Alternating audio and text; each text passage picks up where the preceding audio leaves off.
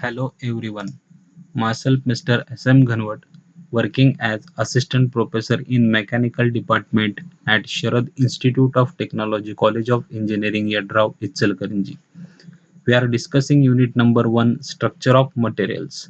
In this session, we are going to discuss plastic deformation of polycrystalline materials.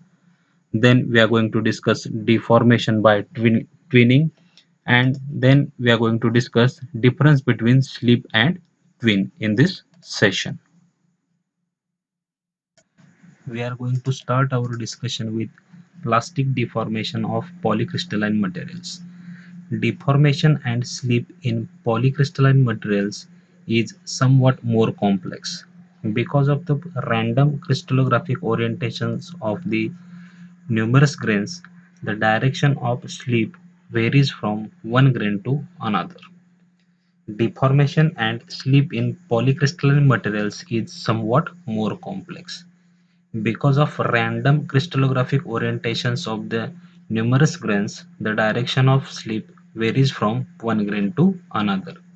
For each, dislocation motion occurs along the slip system that has the most favorable orientation as defined earlier. This is exemplified by photomicrograph of polycrystalline copper specimen that has been plastically deformed. Before deformation, the surface was polished, slip lines are visible, and it appears that two slip systems operated for most of the grains as evidenced by two sets of parallel yet intersecting sets of lines. Furthermore, variation in grain orientation is indicated by the difference in alignment of slip lines for the several grains. Gross plastic deformation of polycrystalline specimen corresponds to the comparable distortion of the individual grain by means of slip. During deformation, mechanical integrity and coherency are maintained along the grain boundaries. That is, the grain boundaries usually do not come apart or open up. As a consequence, each individual grain is constrained to some degree in the shape it may assume by its neighboring grain. The manner in which grain distort as a result of gross plastic deformation is indicated in figure. Before deformation, the grains are equiaxed or have approximately the same dimension in all directions. For this particular deformation, the grain become elongated along direction in which the specimen was extended. Polycrystalline metals are stronger than their single crystal equivalents, which means that greater stresses are required to initiate slip and attendant yielding. This is to a large degree also a result of geometrical constraints that are imposed on the grains during deformation. Even though a single grain may be favorably oriented with the applied stress for slip, it cannot deform until the adjacent and less favorably oriented grains are capable of slip also. This requires a higher applied stress level. Once again, we will repeat the same concept of plastic deformation of polycrystalline materials. Deformation and slip in polycrystalline materials is somewhat more complex. Because of the random crystallographic orientations of the numerous grains, the direction of slip varies from one grain to another. For each, dislocation motion occurs along the slip system that has the most favorable orientation as defined earlier. This is exemplified by a photomicrograph of polycrystalline copper specimen that has been plastically deformed, which is shown in figure. Before deformation, the surface was polished, slip lines are visible, and it appears that two slip systems operated for most of the grains as evidenced by two sets of parallel yet intersecting sets of lines. Furthermore, Variation in grain orientation is indicated by the difference in alignment of slip lines for the several grains.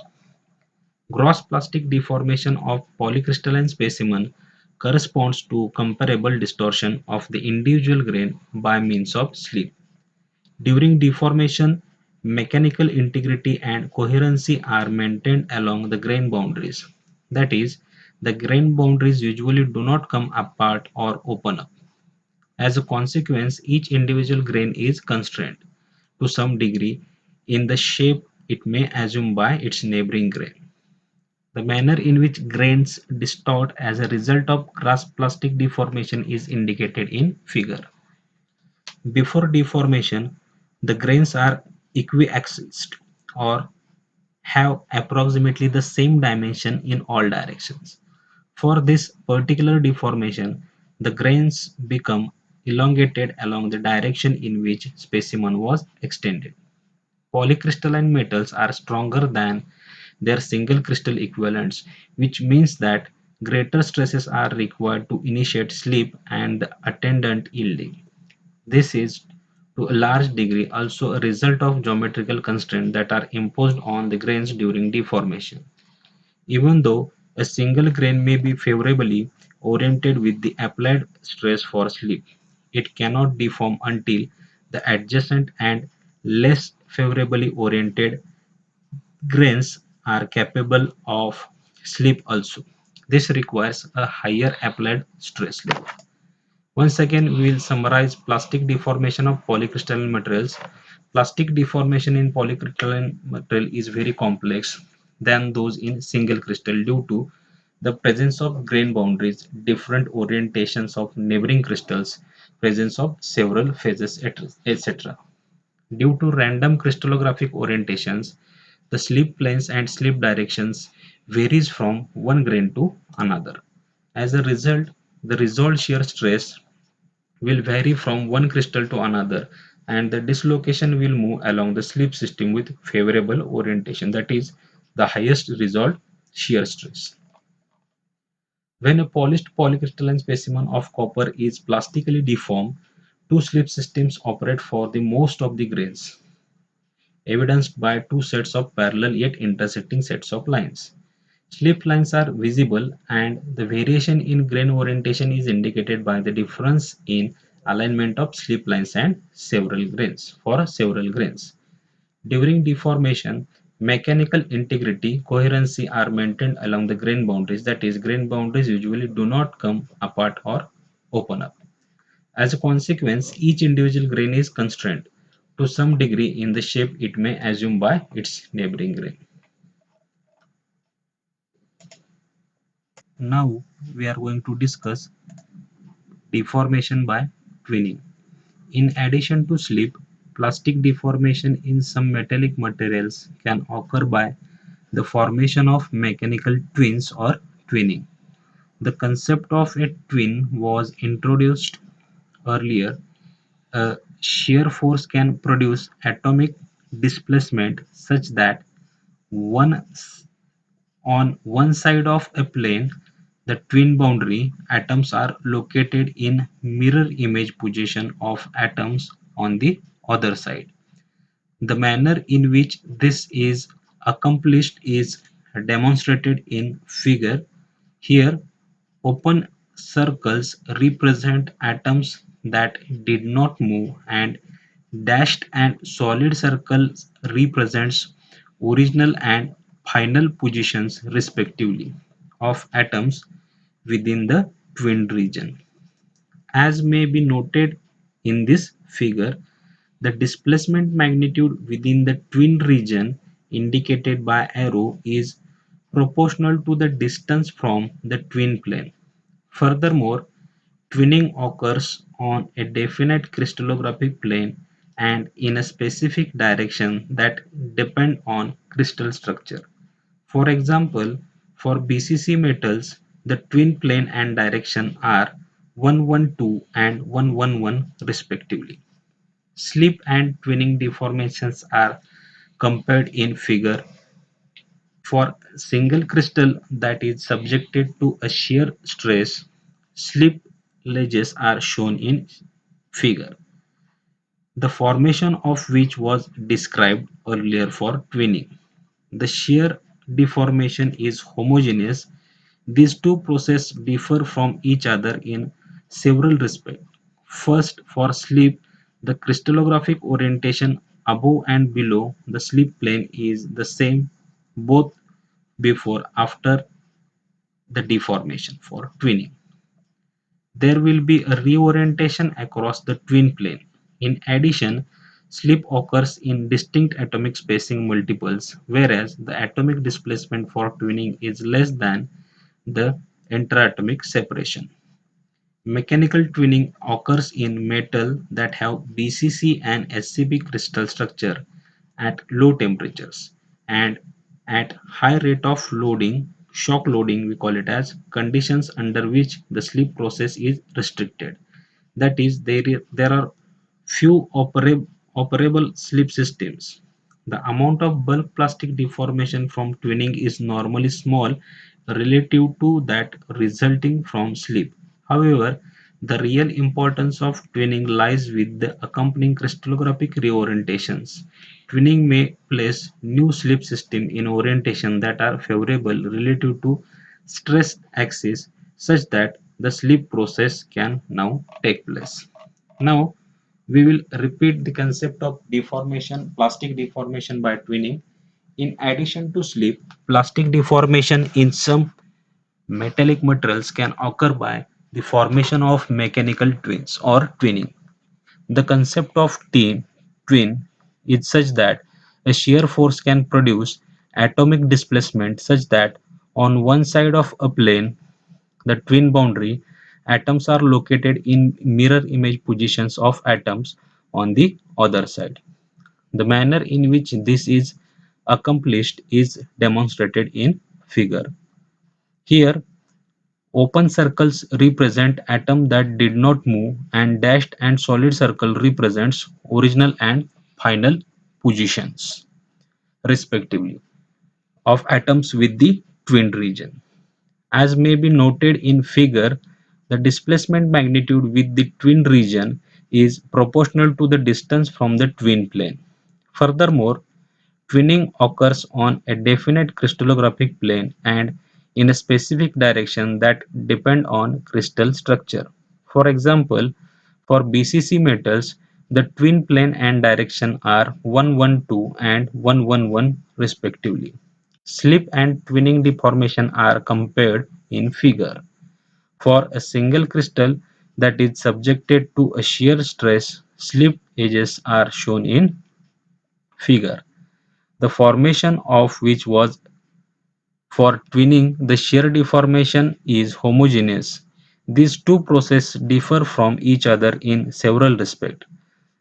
First, for slip, the crystallographic orientation above and below slip plane is the same both before and after the deformation. For twinning, there will be reorientation across the twin plane. In addition, slip occurs in distinct atomic spacing multiples, whereas the atomic displacement for twinning is less than the interatomic separation.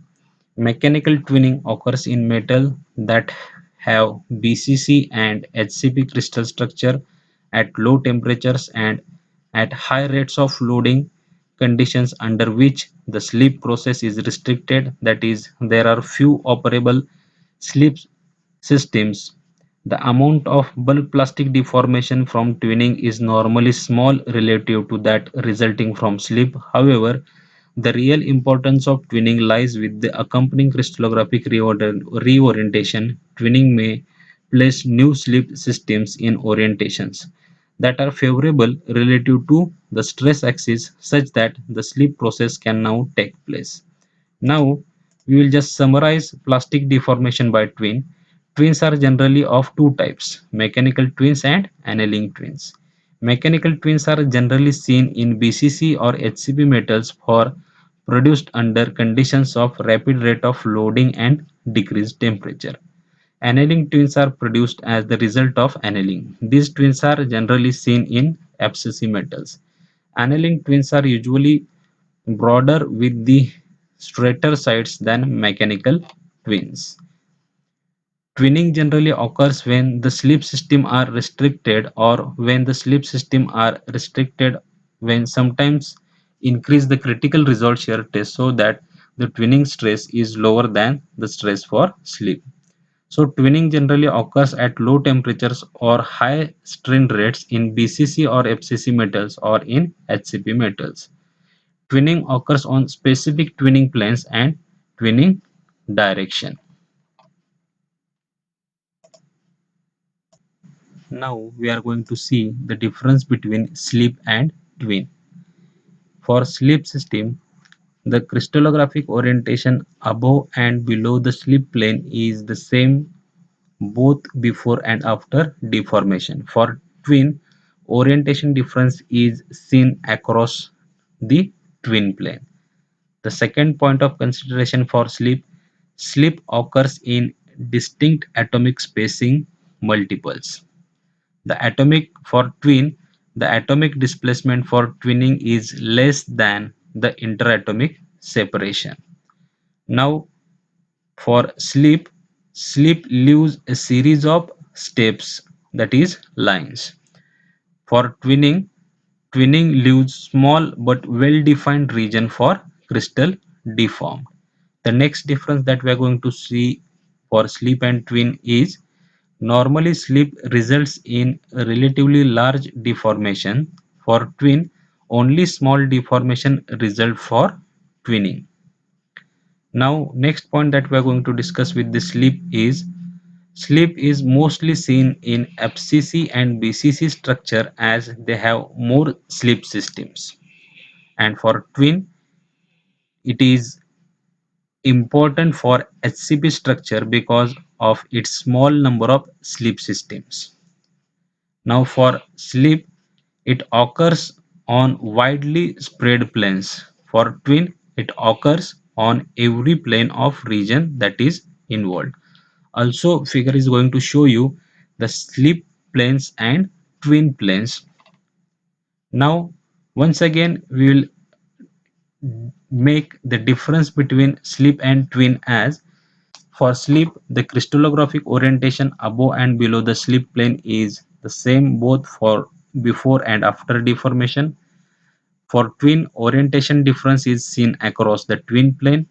For sleep, it occurs in distinct atomic spacing multiples. For twin, the atomic displacement for twinning is less than the interatomic separation. For sleep, it leaves a series of steps. For twin, it leaves small but well-defined region of crystal deformed.